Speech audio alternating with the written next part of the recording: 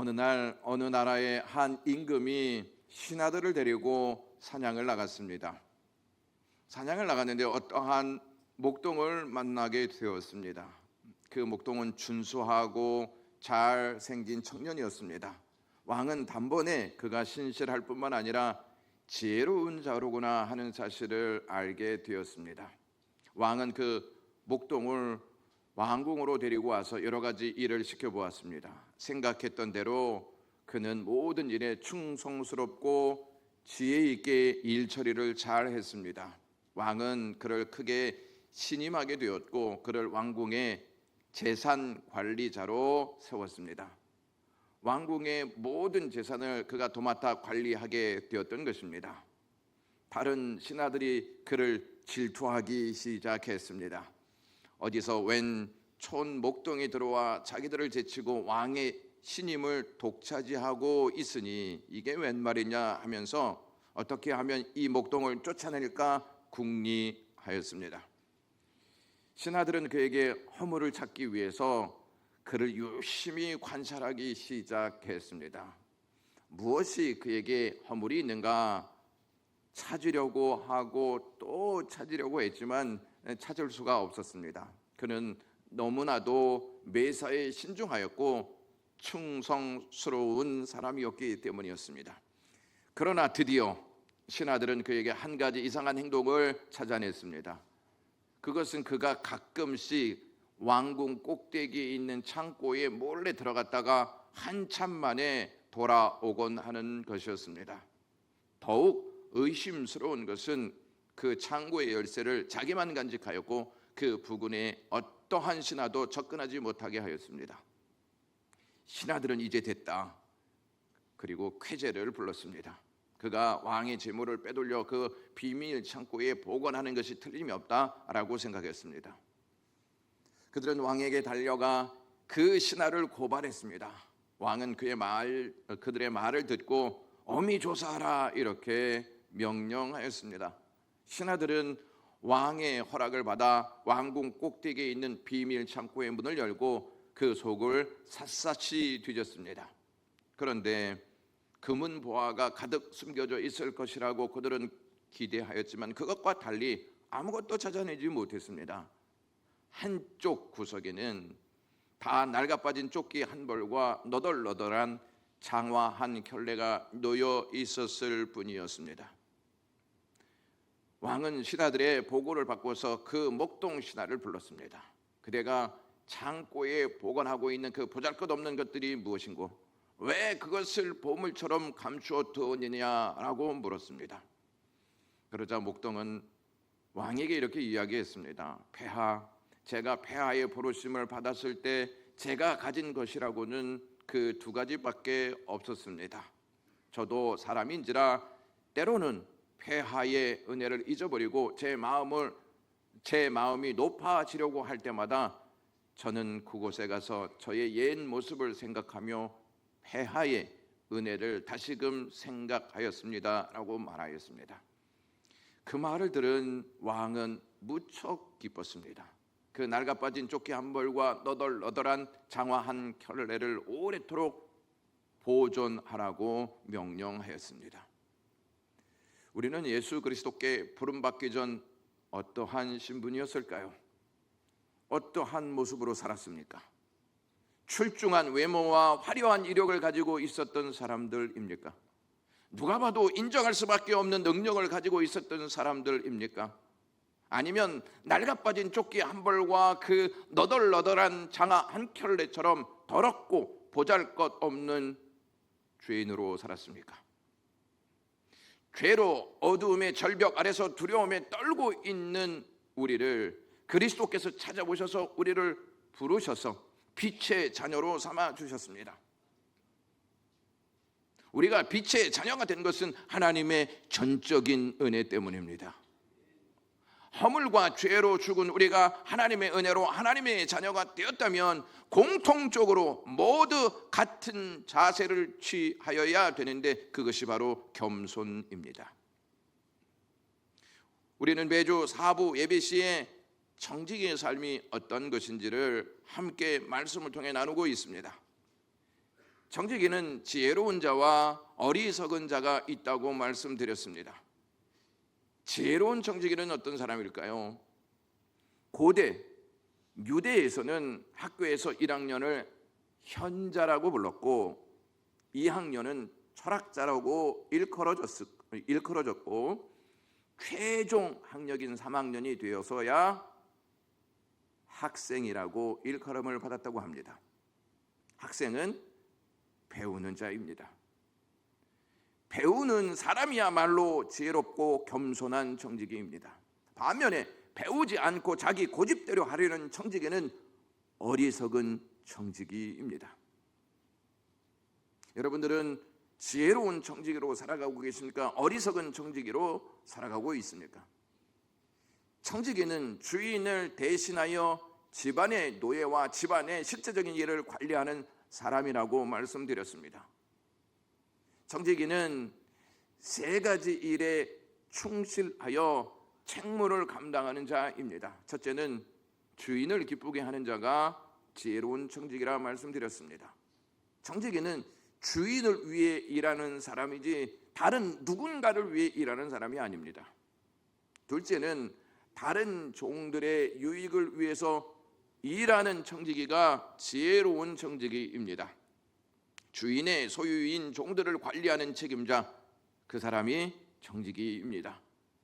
종들은 청지기의 소유가 아니라 주인의 소유이기 때문에 함부로 그 종들을 대하지 않고 주인을 잘 섬길 수 있도록 그들과 협력해야 합니다. 마지막으로 주인이 자신에게 맡긴 재물을 책임 있게 잘 사용함으로써 주인에게 유익을 주어야 하는 자가 지혜로운 청지기입니다. 저와 여러분들은 모두 하나님의 청지기로 하나님의 집인 교회를 맡아 헌신하도록 부름받은 청지기인 줄로 믿습니다. 청지기에서 제외될 수 있는 분들이 있을까요? 청지기에서 제외될 수 있는 분들은 없습니다. 그러므로 저와 여러분들은 나는 청지기입니다 라는 의식을 가지고 신앙생활을 해야 합니다. 제가 첫 주에 나는 청지기입니다 라는 찬양을 들어보시라고 부탁을 드렸는데 한번 들어보셨습니까? 목사님 3번 들었습니다 이런 표정이신 것 같습니다. 찬양의 주된 내용은 내 것이 아니라 하나님의 것, 내 생각이 아니라 주의 말씀 따릅니다. 내 힘이 아니라 하나님의 은혜입니다 라고 하는 고백입니다. 청지기는 하나님의 것, 주의 말씀, 하나님의 은혜로 살고 그 사명을 감당하는 자입니다. 후렴 부분은 이렇게 되어 있습니다. 나는 청지기입니다. 겸손히 주 말씀 따라 살게 하소서라고 하는 대목이 나옵니다. 청지기의 핵심 덕목은 겸손입니다. 따라서 겸손하지 않는 청지기는 하나님이 아닌 자신을 섬기는 어리석은 청지기입니다. 그리고 기본인 예배에 충실하지 않고 자신의 삶에 충실한 자로 삽니다. 오늘 편지를 받는 독자들이 누구냐면 고난을 받는 그리스도인들입니다. 그들은 고난 때문에 깊은 고민에 빠져 있었습니다. 그렇게 고난 때문에 고민에 빠져 있는 그리스도인들에게 베드로는 편지를 쓰면서 고난의 의미를 전합니다. 예수 그리스도께서 주신 그 고난의 삶, 이것을 산 소망을 바라보면서 극복해야 한다라고 하는 메시지를 주고 있습니다. 베드로전서는 외부로부터 오는 여러 가지 시련에 직면한 성도들을 격려하기 위한 목적으로 기록된 격려의 서신이라고 말씀드릴 수 있습니다. 베드로는 마지막 5장, 오늘 본문 내용을 통하여서 교회의 지도자들인 장로들과 성도들에게 겸손을 강조하고 있습니다. 이는 문맥상 큰 고난이 직면할 때 교회가 무엇보다 지녀야 할 자세가 겸손이라는 것입니다. 고난 중에 있는 교회를 향해 겸손을 강조하는 것이 어딘가 모르게 어색해 보이지 않습니까? 왜 베드로는 고난 중에 있는 교회에게 겸손을 강조하고 있는 것일까요? 평안할 때나 고난이 있을 때나 항상 그리스도인들이 갖추어야 할 신앙의 덕목은 겸손입니다. 고난을 극복하고 신앙의 문제를 해결할 수 있는 열쇠는 겸손입니다. 오늘 말씀을 통해 겸손이 왜 중요하고 겸손이 무슨 의미를 담고 있는지 함께 살펴보도록 하겠습니다. 1절 말씀 보시면 너희 중 장로들에게 권하노니 나는 함께 장로된 자요 그리스도의 고난의 증인이요 나타날 영광에 참여할 자니라 라고 말하고 있습니다. 베드로가 언급하고 있는 이 장로들은 감독과 더불어 초대교회의 전반적인 일들을 관리하는 영적 지도자들로 교회의 청직이라 볼 수 있습니다. 저와 여러분들은 하나님께서 부르신 영적 공동체인 교회인 줄로 믿습니다. 아멘이 적으신 걸 보시니까 목사님 제가 교회가 맞나요? 이렇게 제가 혹시 절이라고 생각했는데 교회가 되는 겁니까? 이렇게 생각하고 계신가요? 하나님은 특별한 누군가만 부르시지 않고 우리를 부르셔서 교회가 되게 하셨습니다. 하나님은 우리를 함께 부르셔서 서로 교회의 지체가 되게 하셨다는 말씀입니다. 지체는 역할이 다를 뿐 목적은 같습니다. 손과 발의 역할이 다르고 눈과 귀의 역할이 다르고 입과 코가 역할이 다르지만 몸을 위하는 목적은 동일합니다. 마찬가지로 교회에도 서로 부름받은 역할이 다를 뿐이지 목적은 모두 같아야 합니다. 하나님을 사랑하고 서로를 사랑하는 것이 부르심의 목적입니다. 여러분들은 이렇게 끼리끼리 다니는 문화를 좋아하십니까? 참 좋다. 끼리끼리가 너무 좋다. 이렇게 좋은 시선으로 바라보십니까? 아니면 좋지 않은 시선으로 바라보십니까? 대부분 후자입니다. 좋지 않게 보죠. 서로 부름받은 교회의 지체인데 왜 끼리끼리 다녀라는 생각 때문에 좋은 시선으로 보지 않습니다. 그런데 끼리끼리 다니는 그룹을 좋은 시선으로 보지 않으면서 여러분들이 그 일을 하고 있다면 하나님의 부르심에 합당한 반응을 보이고 있는 것일까요? 한 가지 예를 실제적으로 들어보겠습니다. 구역을 나눌 때 내가 좋아하는 사람, 마음이 맞는 사람과 붙여주기를 바랍니다. 그렇지 않을 경우 마음이 불편해져 거부하기도 하고 불만 섞인 말들을 쏟아냅니다. 만약 제가 마음에 만든 분들하고만 목회하고 제가 좋아하는 가정만 신방한다면 여러분들은 막 춤을 추시면서 저를 응원하시겠습니까? 단번에 왜 저러셔? 목회 제대로 하시는 거야? 이렇게 생각하지 않겠습니까? 제가 정인이 정소에게 가르치는 말이 있습니다. 내 마음에 맞는 사람만 곁에 두려고 하면 남는 사람은 나 혼자밖에 없다라는 말을 자주 합니다. 예수님의 제자들을 보면 성격과 수준, 살아온 배경이 각기 다 달랐습니다. 그럼에도 불구하고 예수님은 그들을 오늘날로 하면 구역 식구로 정했습니다. 예수님의 구역 식구 중에 유다가 있었다는 사실 아십니까? 예수님의 구역 식구 중에 다혈질인 베드로가 있었다는 사실 아십니까? 예수님의 구역 식구들 중에 자기들만 높아지려고 했던 요한과 야고보가 있었다는 사실을 아십니까? 의심하는 도마도 있었고요. 죄인 중에 괴수인 바울도 있었습니다. 한 걸음 더 나아가 하나님과 원수였던 우리를 하나님의 식구로 삼으셨습니다.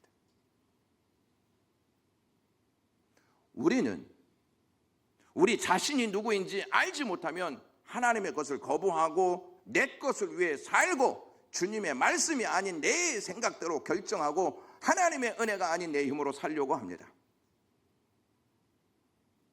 그는 하나님의 청지기가 아닌 자신을 위한 청지기로 사는 자입니다.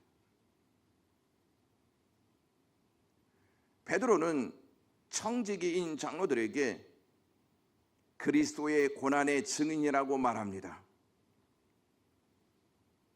청지기는 힘든 일이 따르고 어려움이 찾아옵니다.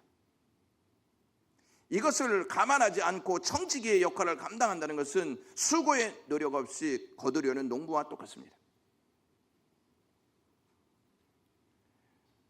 베드로는 그리스도를 따르는 모든 자들에게 그리스도와 함께 고난을 받으라고 말하고 있습니다.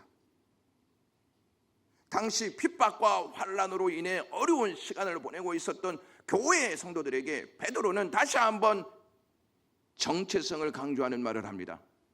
그리스도의 고난의 증인이다라고 말입니다. 한 소녀가 피아노를 막 연습을 하고 있었습니다. 선생님한테 가서 선생님, 손가락이 너무 아픕니다. 그래서 피아노를 못 치겠습니다 라고 이야기하자 선생님이 이렇게 얘기했습니다. 아픈 줄은 나도 알지만 손가락이 튼튼해지기도 한단다. 손가락이 비록 아프지만 계속 치다 보면 이 손가락이 튼튼해진단다라고 말했습니다. 선생님의 말을 들은 이 소녀는 선생님 튼튼하게 만드는 모두가 아픈 것 같군요 라고 했습니다. 지금은 아프지만 튼튼하게 되는 역사가 아픔을 통해서 형성된다는 것입니다. 흔들리지 않고 피는 꽃은 없습니다. 비에 젖지 않고 피는 꽃도 없습니다. 이 세상 모든 아름다운 꽃들도 다 바람에 흔들리면서 비에 젖으며 피어났습니다. 마찬가지로 우리 인생 중에 흔들리지 않고 사는 인생은 없고 눈물이 젖지 않고 사는 삶이 있겠습니까? 하나님께서는 그리스도인들의 고통을 결코 헛되게 하지 않습니다.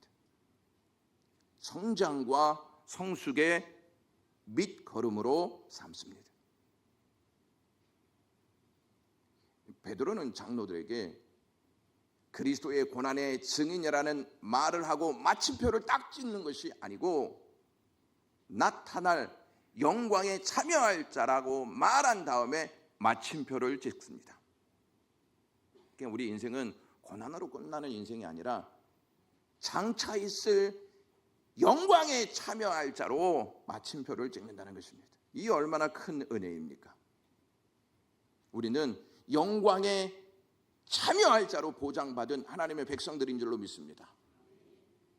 청지기는요, 서로 함께 해야 할 지체이고 그리스도의 고난의 증인이 되어야 하고 장차 나타날 영광에 참여하는 자다라는 의식을 가지고 청지기의 직무를 감당해야 합니다.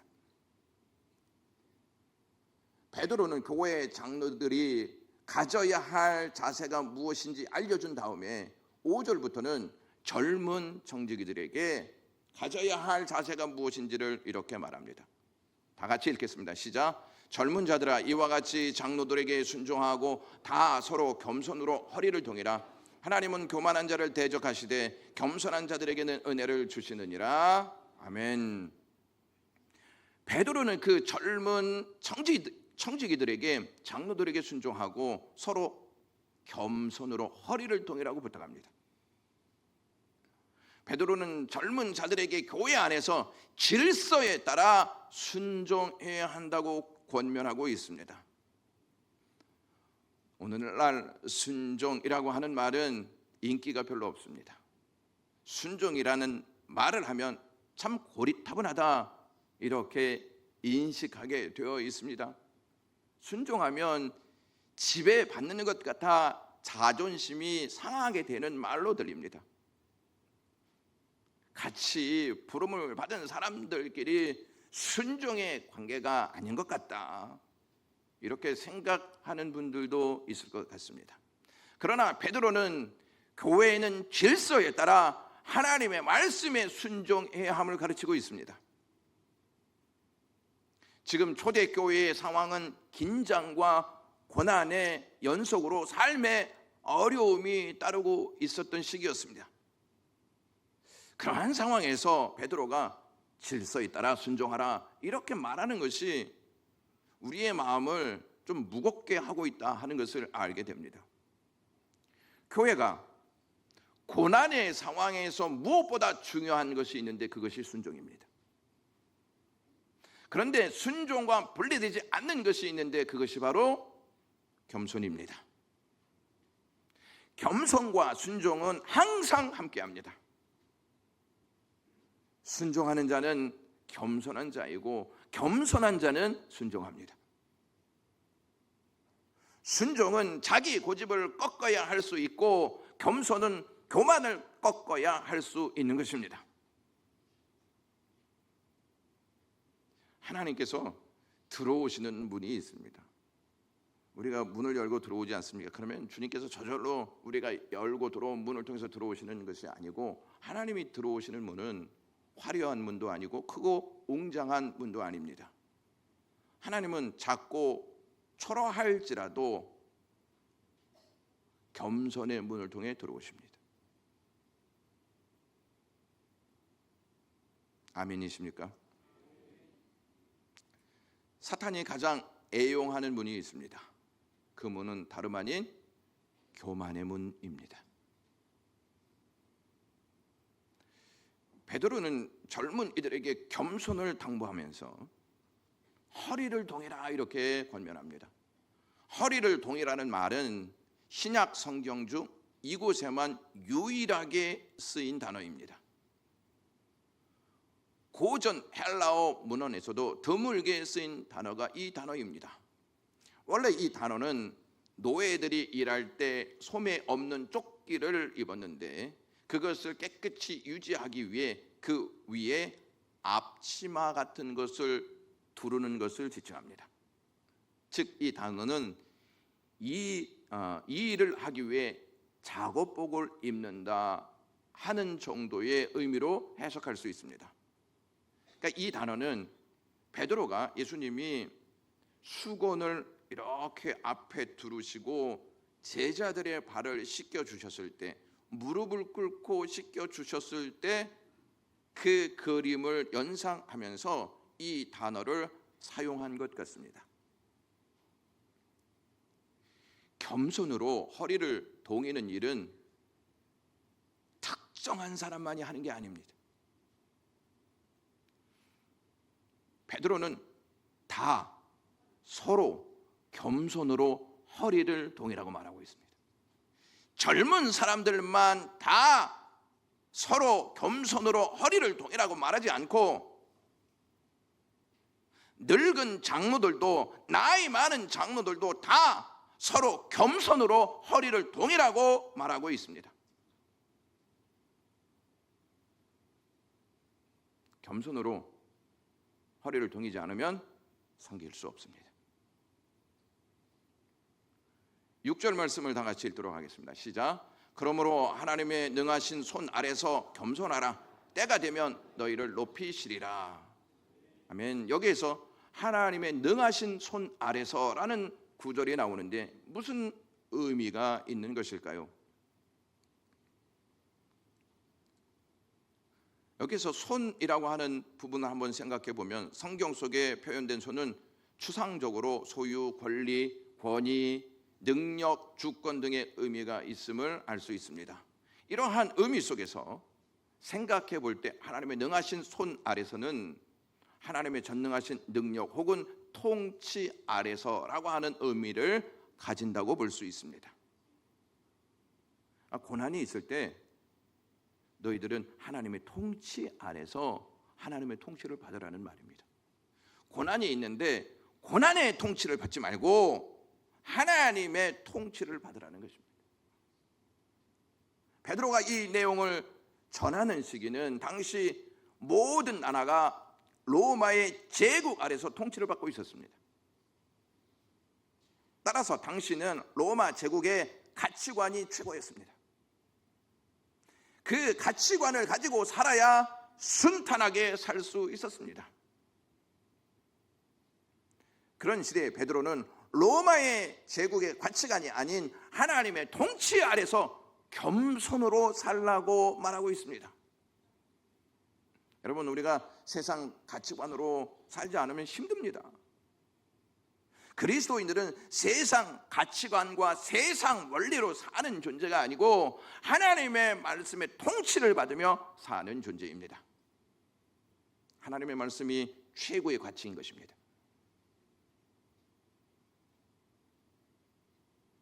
로마의 가치관보다 더 위대한 것이 있음을 안 이 베드로는 영원한 소망을 바라보면서 살라고 명하고 있습니다.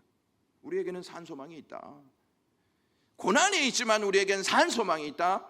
고난이 있지만 우리에게는 위대한 소망이 있다.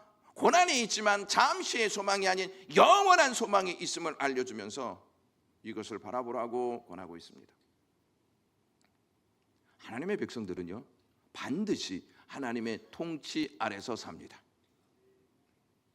하나님의 통치 아래서 사는 하나님의 백성들에게는 세상의 가치관과 대립하게 될 수밖에 없습니다. 그 결과로 고통을 당하게 되기도 합니다. 저와 여러분들이 결정해야 합니다. 하나님의 통치 아래서 살 것이냐, 아니면 세상 가치관을 따라 살 것이냐라는 것입니다. 베드로는요, 겸손한 자가 누구인지를 분명히 말씀합니다. 겸손한 자는 하나님의 통치 아래서, 하나님의 말씀 안에서 하나님의 통치를 받고 사는 자를 가르치고 있습니다. 우리가 성경을 읽고 성경을 쓰고 말씀을 듣는 목적은 하나님의 통치를 받기 위해서입니다. 교만한 자는요, 하나님의 말씀을 제쳐놓고 자기의 사상과 자기의 주장 그리고 자기의 지식에 통치를 받으며 자신을 높입니다. 교만한 자는 스스로 자신을 높입니다. 교만한 자는 겸손을 좋아하지 않습니다. 자꾸 내려와야 하기 때문입니다. 높은 곳이 아닌 낮은 곳으로 내려가야 하기 때문에 별로 좋아하지 않습니다. 우리가 추구하고 있는 것은 여기에 있는데 자꾸 내려가야 하는, 낮아져야 하는 그러한 상황을 맞이하게 되기 때문에 좋아하지 않습니다. 교만한 자는 하나님이 하시는 일을 보지 못합니다. 하나님이 겸손한 자를 높이시는데 그것을 보지 못한다는 것이죠. 하나님이 높이시는 자가 있어요. 겸손한 자입니다. 교만한 자는 스스로 자기를 높이지만 겸손한 자는 하나님께서 높여주십니다.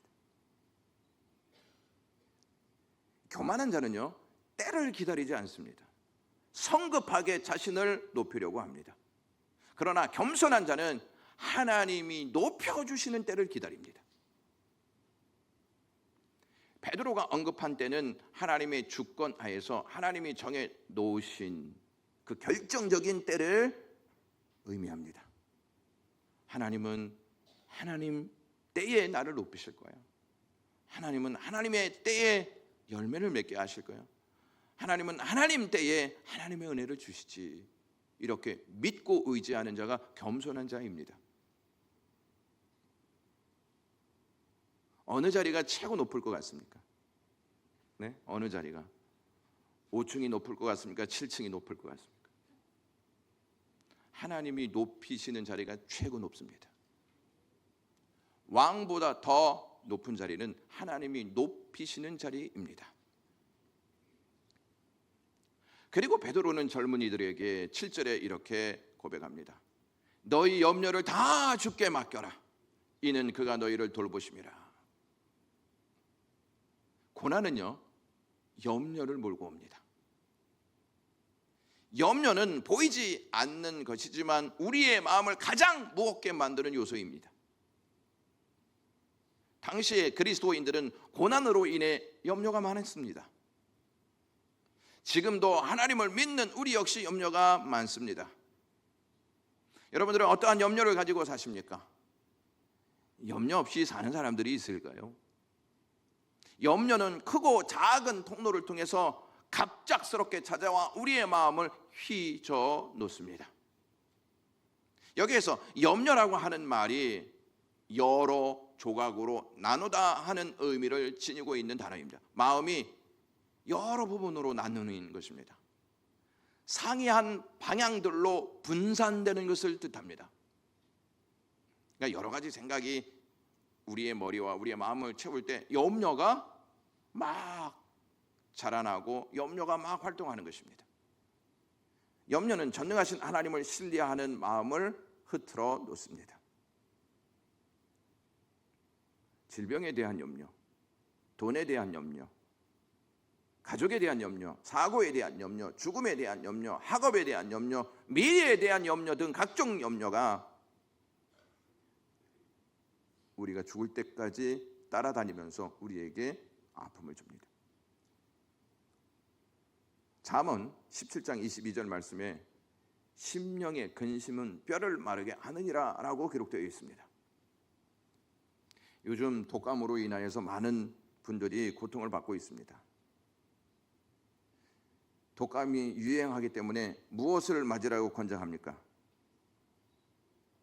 고무신, 집신, 백신, 어떤 것입니까? 백신입니다. 백신. 독감에 걸리지 않기 위해서는 백신을 맞아야 하죠. 근데 저는 아직 맞지는 않았습니다. 독감도 백신이 있듯이 염려도 백신이 있습니다. 그거는 주님께 맡기는 믿음입니다. 맡겨라 라고 하는 이 동사가요, 위에 던져라 라고 하는 의미를 가지고 있습니다. 위를 향하여 던져라 이러한 의미를 가지고 있습니다. 그러니까 염려가 있을 때요, 위에 누가 계시나요? 위에 5층에 계신 분들이 계시는데 5층으로 이렇게 던지면 5층에서 다시 우리에게 이렇게 다시 던질 것입니다. 하나님을 향하여 던지는 겁니다. 염려의 무거운 짐을 하나님께 벗어 던져버리는 것이 하나님께 맡기는 믿음입니다. 미국에서 오래 목회했던 웰치 목사님이라고 하시는 분이 계십니다. 장수하셔서 101살이 되었습니다. 101살 때 이제 생일을 맞이해서 한 기자가 목사님께 이렇게 질문했습니다. 목사님, 이제 101세를 맞이했습니다. 남은 생을 생각하면 걱정이 안 되십니까? 라고 질문했습니다. 그때 목사님이 하는 말이, 나는 30년 전 70대에 은퇴를 했는데 그때 비로소 깨달은 중요한 진리 하나가 있습니다. 목사로서 부끄럽지만 나는 일평생 살아오면서 매일 염려를 끌어안고 살았습니다.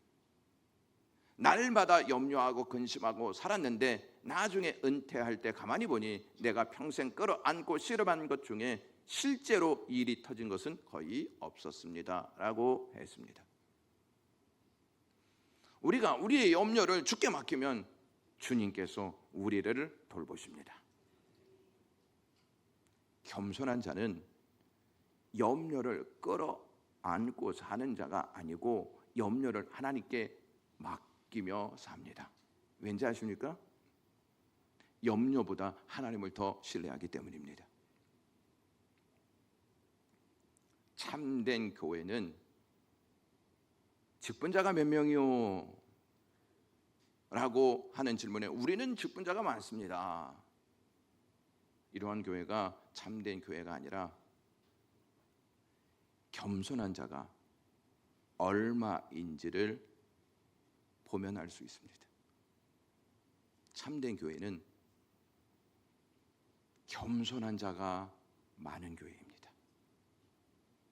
이 겸손한 자는요, 은혜를 입기 전에 그 목동과 같이 자신이 과거에 어떠한 존재였는지를 생각하고 십자가에 달린 예수 그리스도 앞에 나와 무릎을 꿇고 주님을 위해서 이 일을 감당하겠습니다 라고 고백하는 자입니다. 나를 위함이 아니라, 나를 높이기 위함이 아니라 주님을 위해서 헌신하겠습니다. 이 사람이 참된 청지기요 겸손한 청지기입니다. 올해 모든 직분자들은 겸손한 청지기로 살아가시기를 주님의 이름으로 간절히 축원합니다. 기도하겠습니다. 하나님 아버지, 오늘도 저희들에게 은혜를 주셔서 겸손한 청지기가 어떠한 사람인지 알게 해 주시니 고맙습니다. 영광의 모든 가족들은 직분을 맡고 지혜로운 청지기로 살게 하시옵소서. 영광교회는 지혜롭고 겸손한 청지기로 가득 채워질 수 있게 하시옵소서. 하나님의 은혜가 충만히 임하는 교회가 되기를 간절히 소망하옵고 예수 그리스도의 이름으로 기도드리옵나이다. 아멘.